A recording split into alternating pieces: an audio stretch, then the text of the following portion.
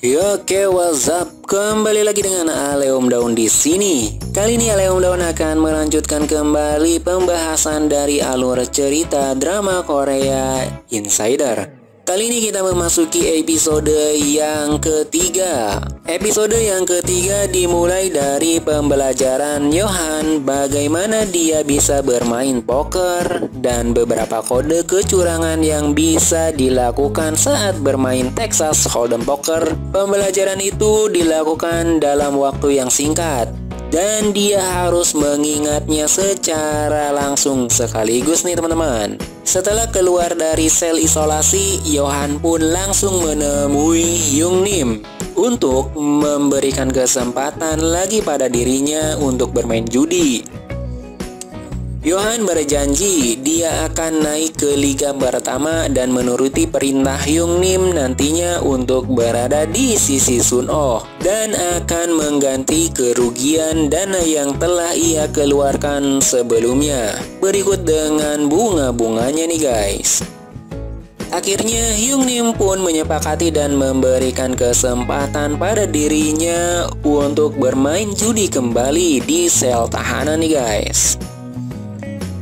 Pertandingan pun dimulai. Karena Yohan sebelumnya sudah diajari cara bermain, dia pun berhasil memenangkan pertandingan itu. Yohan pun tinggal menunggu saja untuk bisa dipanggil ke liga selanjutnya atau liga kedua kali ini ya. Karena mungkin Young Nim pun tidak punya banyak waktu dan Yohan tidak kunjung dipanggil ke liga selanjutnya, akhirnya mereka merencanakan untuk Yohan pergi ke rumah sakit agar dia bertemu dengan Sun-oh dan bisa langsung berteman dan dekat dengan Sun-oh. Untuk meyakinkan petugas bahwa Yohan sakit, Young Nim pun menyuruh anak buahnya untuk mematahkan kaki Yohan nih. Yohan pun akhirnya pergi ke rumah sakit tahanan untuk diperiksa. Setelah selesai diperiksa, dia melihat-lihat sel di dekat pusat kesehatan tersebut. Dan akhirnya dia menemukan sel tempat Sun-oh berada. Karena ia ingat dengan nomor tahanan yang dikenakan Sun-oh pada waktu itu. Ketika sedang melihat-lihat kamar Sun-oh, dia ketahuan oleh anak buahnya yang berkunjung juga ke kamar Sun-oh. Kemudian Yohan pun dibawa ke hadapan Sun-oh. Di sana, Yohan meminta untuk dirinya agar bisa dinaikkan ke liga utama karena Yohan beralasan bahwa dia mempunyai banyak hutang. Sun-oh pun mengajak Yohan untuk berduel satu sama lain dengan cara menebak kartu yang ada di dahi tiap orangnya dan dia akan mempertimbangkan permintaan Yohan itu. Namun permainan ini sepertinya hanya untuk mengetes kejujuran Yohan saja nih. Apakah Yohan berbohong atau tidak ketika Sun-oh mengajukan beberapa pertanyaan pada dirinya? Karena permainan ini Yohan ketahuan berbohong dan dihajar habis-habisan oleh Sun-oh. Sampai-sampai dia hampir tak sadarkan diri nih teman-teman. Tetapi untungnya dia memegang alat yang tersambung ke alat generator yang kemudian alat itu dilemparkan ke dalam air dan akhirnya mereka berdua tersengat listrik bersama. Setelah itu mereka pun dibawa ke rumah sakit. Setelah sadarkan diri, Yohan pun bertemu dengan Soyeon. Dia menceritakan sesuatu pada Yohan. Soyeon pun ternyata mengenal ketua yang sepertinya dia juga mengincar ketua Yang nih. Akhirnya Soyeon pun memberikan penawaran bahwa dia akan membantu untuk semua hal kepada Yohan. Yohan pun mendapatkan beberapa masukan agar dia bisa segera masuk ke liga utama dan mendekati Sun-oh. Caranya adalah dia harus mengalahkan Jang Sun-oh 1 lawan 1 agar dia bisa dipertimbangkan masuk ke liga utama.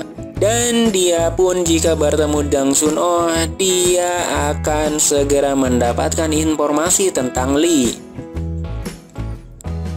Teringat dengan orang yang mengajari dirinya di dalam sel isolasi, Johan pun mencari informasi tentang orang itu. Dia mengira bahwa dia adalah Lee, tetapi setelah dia bertemu dengan dirinya, dia bukanlah Lee, melainkan dia adalah sebagai profesor nih teman-teman.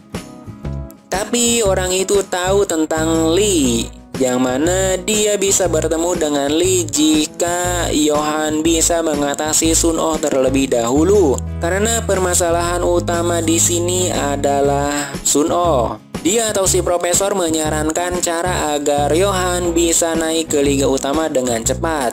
Caranya adalah dengan menjilat petugas keamanan di sana. Dia harus menjilat petugas yang paling berkuasa di sana. Di sini dia harus menjilat manajemen keamanan agar bisa naik dengan cepat ke Liga Utama. Dan kebetulan sang profesor mengenal manajemen keamanan di sana dan menghubungkan Johan dengan manajemen keamanan tersebut. Mereka pun mempunyai perjanjian bahwa jika Johan menang, Johan harus membagi hasilnya sebesar 60% dengan dirinya.